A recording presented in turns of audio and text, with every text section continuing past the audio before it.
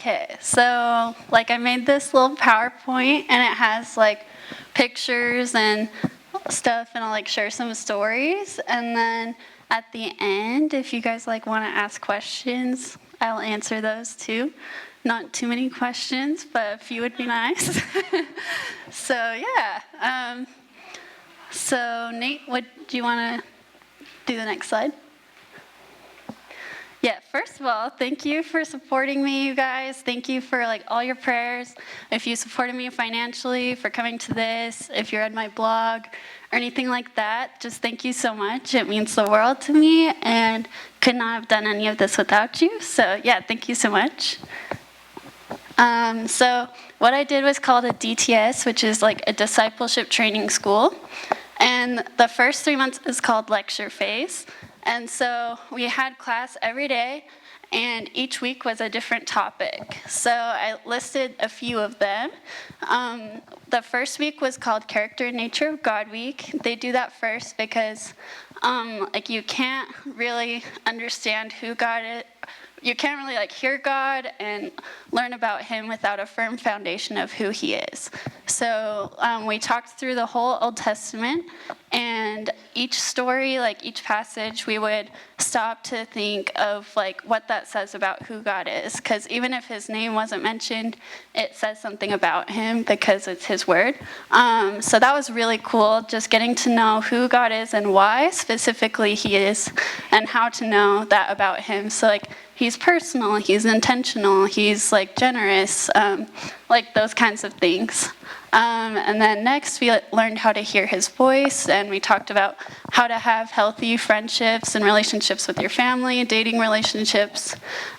Like we practiced conflict resolution, which was so uncomfortable, but such a good life skill, and stuff like that. So that was really amazing. I loved lecture phase, just learning all of the basics so much deeper, and just really understanding so much more about who God is and who he is to me. Like the first day, they asked us that question, like, who is God to you? And then over lecture phase, like I got a better understanding of who God really is to me, and like who he's been to me and who he will be to me. And that was really powerful. And then the bottom right picture is from Youth Street, which is unique to my specific location that I went to for DTS. Every Saturday we hosted like all of the youth of the community that would come, and we had like 50 to 200 just depending on the week, and just gave them a safe space to come play and hang out with everyone and like be discipled and stuff. But my team, so we split up into teams. Some were like art, dance, sports, whichever the kids wanted to go in. But we also sent teams out into the community. So my team went to the next town over called Windale, and people refer to it as the butt crack of Newcastle. And so I went over to the butt crack of Newcastle. It's this park, and all the kids came and played with us, and they would open up about their lives, and we would just get to listen to them, support them, love them. And that was like one of my favorite days of the week, just going over there and getting to know the kids more. And then like at the end of lecture phase, we all wrote cards to the specific kids that we connected with, and just asked God what he thought of them, and just really encouraged them, and that was really cool. And then the last thing is an optional thing that I accidentally joined called Hot Chips and Jesus, where we went over to the local junior high and we brought hot chips, which are like steak fries, to the high school, and we talked about a certain characteristic of God, and then had small groups with the kids, and a lot of them were there just for the hot chips. So like they would show up and they'd be like, I don't like God, but then they would like listen really like more intently than the kids who actually wanted to be there, and it was really cool to just get to connect with them and be intentional with them. I liked that a lot. Yeah, so next slide. So my first outreach location is called Coffs Harbour. It's like 5 hours north of where I was living, which is Mayfield. And so we partnered with YWAM Coffs Harbour there, and their vision is to build up the local church, and so we did a lot of like church services, youth groups, that kind of thing. And one of my first days there, I was like still pretty nervous about outreach, didn't really know what it was. And we went to this youth group, and I didn't really know why we were there, because I was like, when are we gonna like meet practical needs? You know, like this youth group is like already functioning. Like, why are we here? But this girl came up to me, and she was like kind of following me around and stuff, and I was like talking to her, asking like what school she went to, and then she was like, so how do you hear God's voice? And I was like, oh, let me tell you. And like we sat down and we talked for like 30 minutes just about hearing God's voice, and I was like, okay, now I get like now I get why I'm here. And like that was really cool to just be able to like empower her to recognize God's voice, because he's already speaking to her, but just for her to recognize it was really cool. And then we did a lot of street evangelism. So we would just go out and we'd ask God like where to go, like whether like the mall or like the grocery store or like a street corner. And then we would ask God who to talk to and what to say to them. And it was really cool to meet all sorts of people and to tell them about God, whether they liked it or not, 'cause sometimes they were really mean, but sometimes they were really nice, and it was a really cool experience. And so, yeah, we did yard work and spending time with the residents at like a drug and alcohol rehab clinic. That's one of my favorite days of outreach altogether. It was really neat to like hear the stories there and to just really listen and like encourage the people that were staying there, and then also to serve in a practical way as well. That was really awesome, and yeah, that was one of my favorite days ever. And then we also got to go to this elderly care center, which was also one of my favorite days. We did like a little church service there for them, and like they were so excited about communion and like holding our hands and stuff, and they were like, I love young people. And I was like, I love old people. And it was a great day there. Next slide. Yeah, so then we went to Malaysia for 1 month, and that was like the best month ever. The first ministry we did was at a homeless shelter called Kawan, that means friend in Hokkien. So they provide like beds and showers and meals, and like they do a church service once a week, but they're open every day to the community, to people struggling with like homelessness and finances. And so we got to go there and help cook and connect with the people there and like serve coffee, and then we got to share our testimonies and stuff. So yeah, that was some of my favorite times. There's this guy Peter there, and he had like the weirdest watch on ever. Like the numbers were like all skewed and stuff, and I was like, Peter, I love your watch, the numbers are so funny. And he was like, here, have it. And I was like, I don't need your watch, like you have it. And then he was like, take it in Jesus' name. And I was like, okay, I'll take it. I'll take your watch. So I like put it on and stuff, but I ended up using it every day, which was so funny. Like he blessed me so much, because like I never wanted to take my phone out of the hostel, so I'd just wear the watch and I would know what time it was. So I had sported that watch, still have it.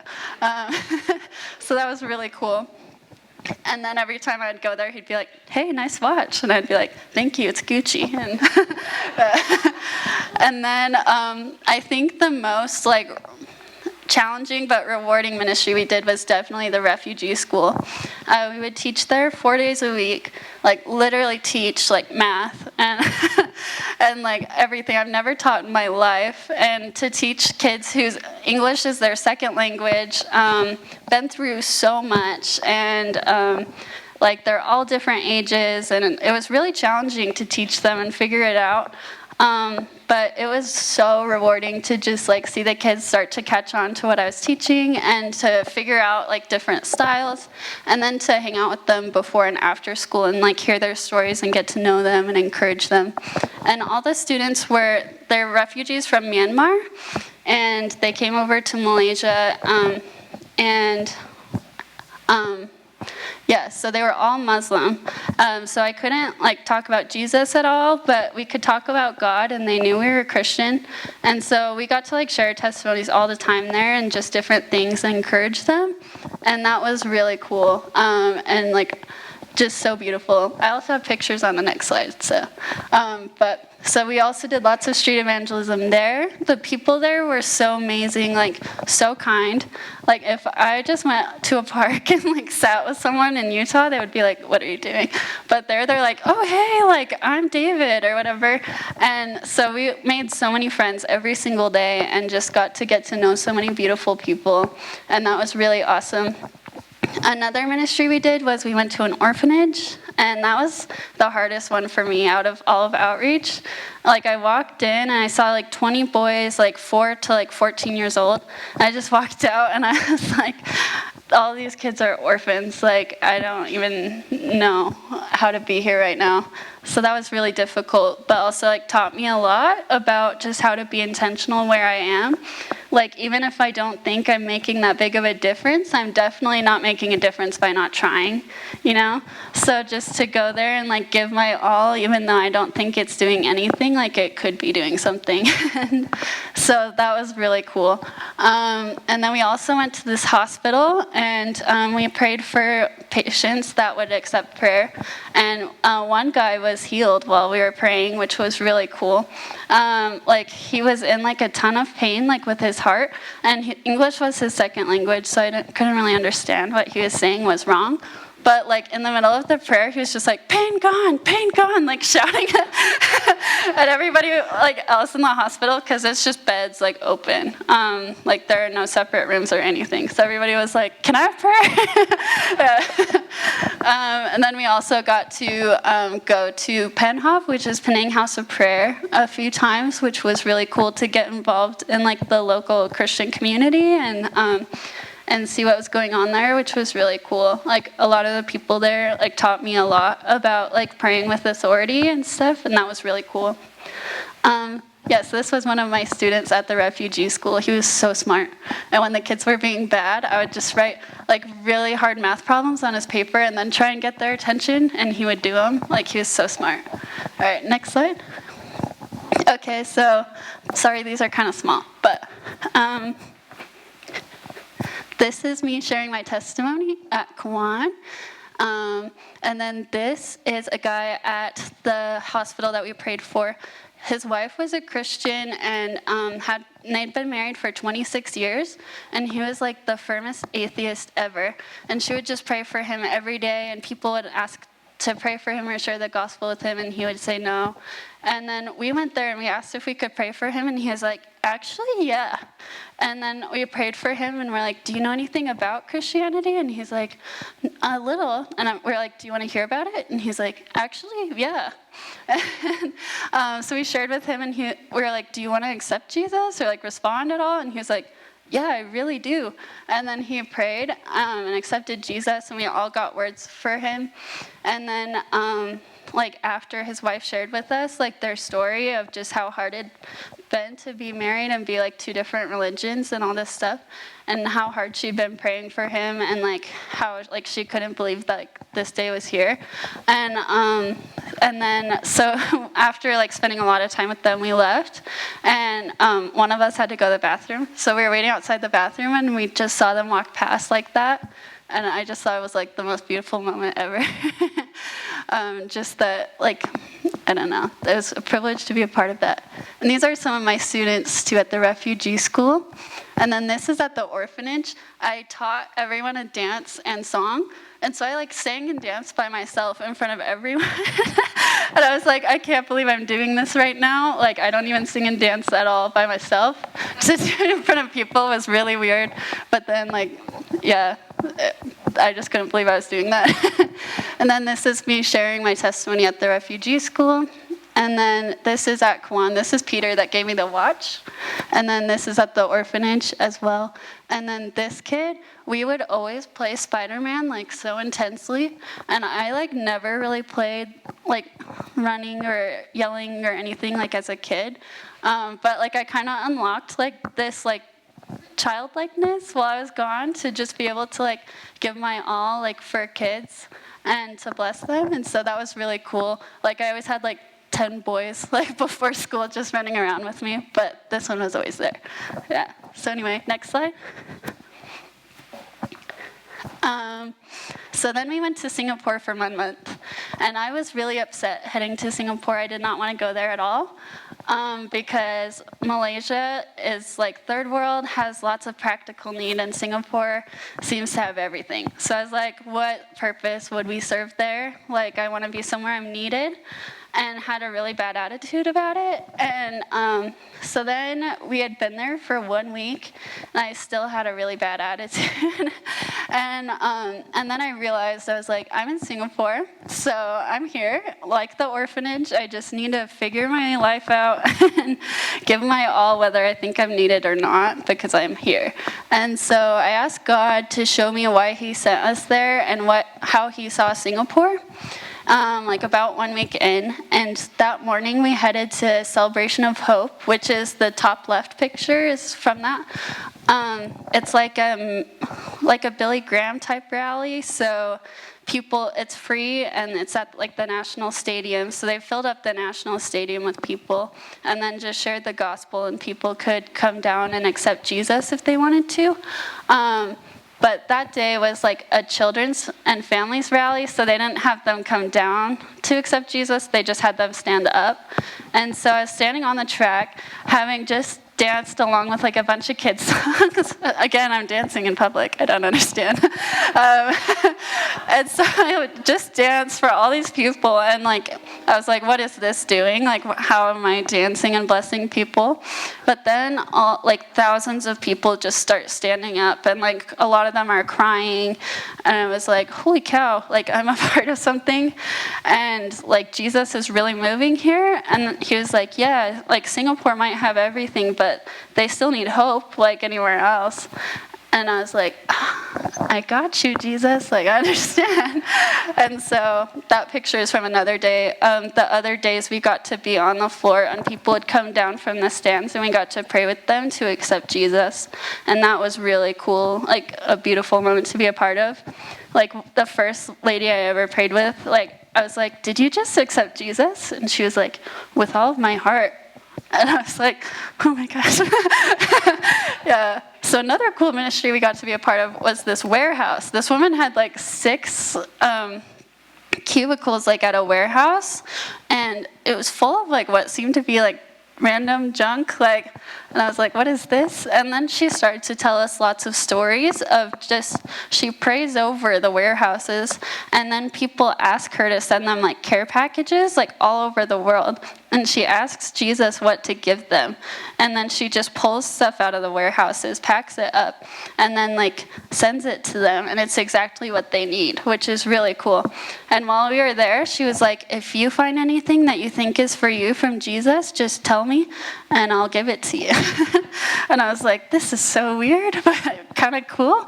And so, which is so funny, because my friend Jess had this like neon yellow backpack, and I'd been needing like a backpack, and I was like, I don't want that one though, it's neon yellow, like. And I was like, if it was black, I would want that exact backpack. And we walk in, and literally the first thing I see is that exact backpack, but it's black. And I just like picked it up, and I was looking at it, and I was like, I can't believe this is right here. I was like, but it can't be for me. And the woman who ran the warehouse was standing behind me, and she's like, that's for you. And I was like, okay. So now I have it. So if you see me with a black backpack, that's where it's from.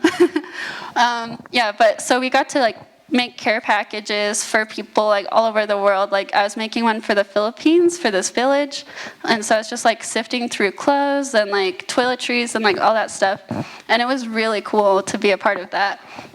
And then my favorite ministry in Singapore was called Tamar Village. We lived in the red light district there because prostitution is legal there. And so we would get food and water, and we would just go out and talk to the pimps and prostitutes. And they're called uncles and sisters. And so every Tuesday we'd go out into Tamar Village, and like by the end I literally knew like all of the uncles and sisters' names, and they all knew me. So like the last day they were like, it was so good to know you, Megan, like come back soon. And I was like, probably not, but it was so nice to know you. But I literally had like this uncle that I was like such good friends with, and like we would joke all the time. And one time I was like, do you know God? And he's like, kinda. And I was like, do you know he loves you? And he's like, he loves everyone. And I was like, yeah, true. But yeah, it was also really sad. Like, God gave me a spirit of joy when I was with the uncles, and I was able to like look past the situation. But when I was talking to the sisters and their stories, it was so heartbreaking. Like, there was this one, she hadn't seen her daughter since she was 2 and she was 12. Hadn't seen her daughter in 10 years because she was from India, couldn't make any money there. Her husband was disabled, so he couldn't work. So she moved to Singapore to get like odd jobs and just got into the industry because that was the only way she could make money for her family. And they had no idea what she was doing. And she was like, this secret is eating me alive. Like, they don't know what I'm doing. And like, I can't believe I'm doing this. But it's the only way I can like support my family. And I was like, just overcome by that. But to be able to see her every week and love on her and encourage her was such a privilege. Lots of street evangelism there. Not very open people like to talk. Like in Malaysia, how everyone was so open. Like one time in Malaysia, I was talking about how open the people were with this woman. And she was like, yeah, in Malaysia, no strangers, only family. And like that's really how it felt. So to go from Malaysia to Singapore was quite difficult. Like nobody ever made eye contact even. So it was harder to make friends, but when we did, like the people were really kind. We also helped with an after-school program. That's the picture from the bottom left. That's Claire. She was so cute. And then we also got to do arts and crafts at the elderly center, like an elderly care center, which was so fun. The guy I was with, he was deaf, and which was really cool because I'm half deaf, and God like kept like putting deaf people in my path, and I like could have that sympathy and that heart for them that a lot of people can't, not understanding. And so it was really cool to be with him every week, and like the nurses would be like, do you want to be with someone else like that you can talk to? And I'd be like, no, this guy is for me. And we got to do lots of art, which I love. And then last we got to do yard work and cleaning at a halfway house that was being built, which was so cool because like the vision of it was just to show them like what like a family home is like. That was going to be the vision. These boys coming out of juvie were going to come there, and they were just going to try and build this family atmosphere with them, which was really beautiful. So to help that along was awesome. The picture from the top right, the woman in the orange, her name is Irene, and then the other one is my best friend from DTS, Haley, and she accepted Jesus at Celebration of Hope, so we got to like follow up with her, which was really cool. And then the bottom left is just a team photo outside the elderly care center. Like they have that really beautiful garden, which is awesome. Next slide. So this is just the statistics from like our whole DTS, because we had 2 other teams as well. And it kind of makes me uncomfortable to share these statistics just because I feel like it's like weird, but like to think about how each person is an individual is really powerful. Like literally 85 people like encountered grace and Jesus, which is really cool. But yeah, so that's those, which is really cool. And then next slide. So this is what I'm doing next. This October, I'm joining this ministry called YWAM Ships Newcastle. So they send primary health care to Papua New Guinea. And yeah, so this video is like that video for the ministry. And then next I'll share what I'm doing. Nate, do you want to play that?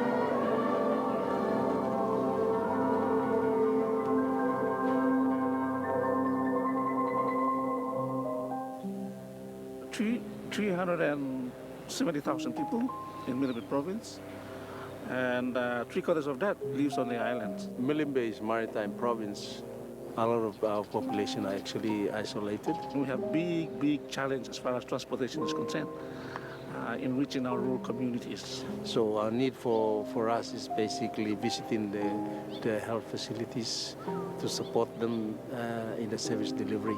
We don't have any officer and we don't have medicines. It's really our basic need.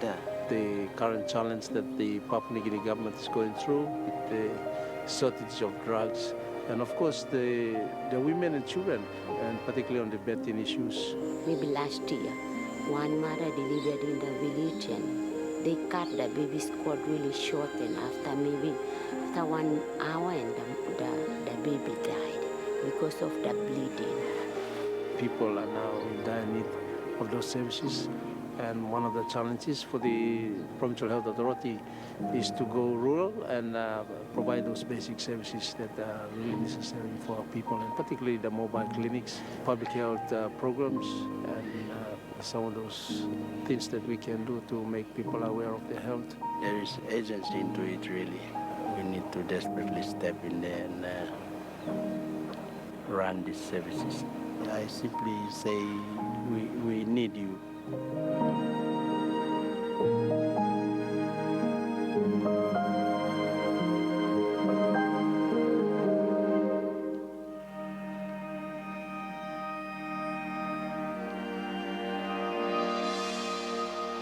The presence here has made a lot of difference.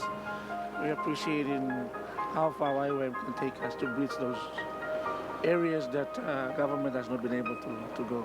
So far, it's been actually exciting. We're very much privileged and grateful that we have partners like YWAM and RUAC, who actually have been helping us to transport medical supplies. They're able to now actually assist us in reaching out to those populations that are very much remote. I stand on behalf of the governor and the people of Million Bay to say thank you for the service that you're providing. We still have our challenges out there that we alone can do it.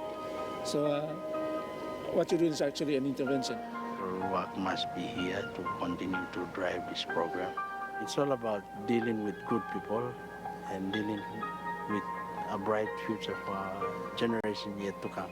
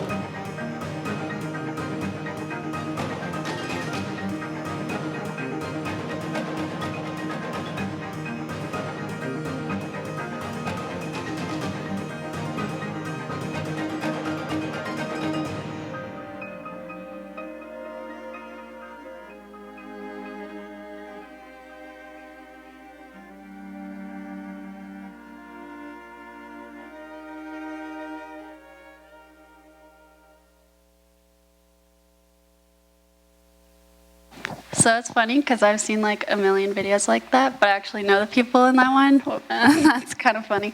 But yeah, so it's called YWAM Ships Newcastle, and they so right now there's a ship just got there or is maybe getting there like tomorrow, and it'll be there docked for like the next 2 years, and we'll be running like health clinics for like glasses and like immunizations and like wound care and like giving birth. I don't know what that's called, but yeah, so they like provide that to the communities that they aren't able to reach to just help the community, because Australia and Papua New Guinea are like the closest like neighbors on the map, but they're like worlds apart when it comes to healthcare, and so we're just trying to do the best that we can to like build a bridge between them and just to help them out, which is really cool and awesome to be a part of.